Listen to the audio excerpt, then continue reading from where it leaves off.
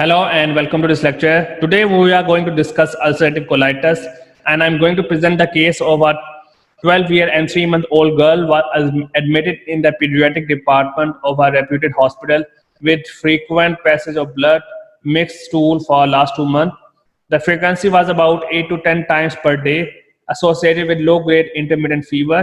Additional symptoms consist of anorexia, tensimus, which consists of cramping, rectal pain, lower abdominal pain, sufficient weight loss, and pain in large joints in the ankle, knees, and wrist. For this, she was treated several times by different physicians without any improvement and having no allergy with any food.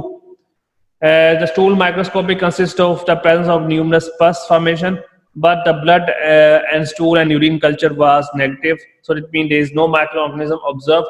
Colonic biopsy consists of the presence of focal surface erosion and focal cryptitis, which is the inflammation of the intestinal crypt, and increased infiltration of the lymphocytes, polymorphs, eosinophils in the lamina propria. Degeneration changes characterized by the nuclear hyperchromatism, stratification, and depletion of the cytoplasmic mucin in the lining of the epithelium. No definite crypt abscess was found, granuloma or malignancy found, and the physician suggest ulcerative colitis, and it is limited to the colon and rectum. When we take a look of the morphology, the term we need to explain is pancolitis. And what is pancolitis? It is explained in terms of the disease of the entire colon. As we discussed in our previous lecture as well, that ulcerative colitis occur in the entire colon, so we can call as pancolitis. Then the disease is limited to the rectum, may refer to as ulcerative proctitis or ulcerative proctosigmoiditis. Then the formation of pseudopolyps and mucosal atrophy occur. The histological features consist of crypt abscess, crypt distortion, and epithelial metaplasia. And it is also responsible for toxic megacolon, and which carries a significant risk for perforation.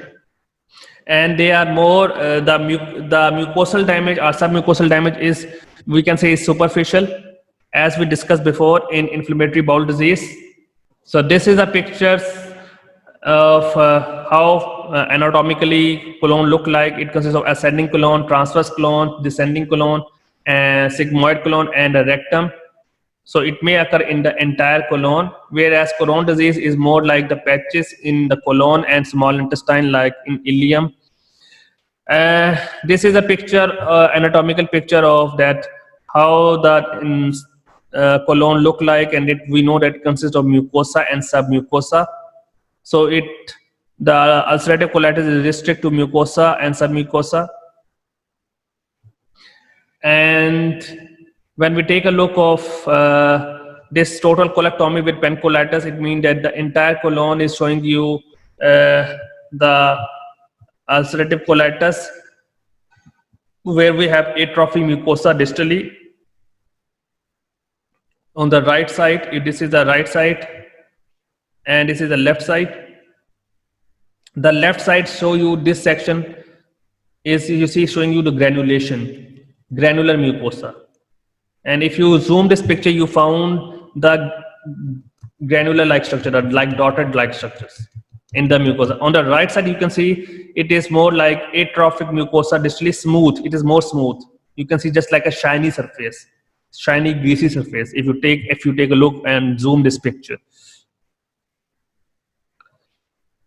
Then sharp demarcation between active ulcerative colitis bottom and the top. You can see this is the bottom surface and the top surface, and you can see a sharp, clear difference, a sharp demarcation between the active ulcerative colitis and the normal. Just to show you that this picture, they're showing you some granular mucosa, where the upper is the normal structure, just to explain how the difference look like. The clinical features consist of bloody diarrhea, then expulsion of stringy mucoid material, which means the waxy material,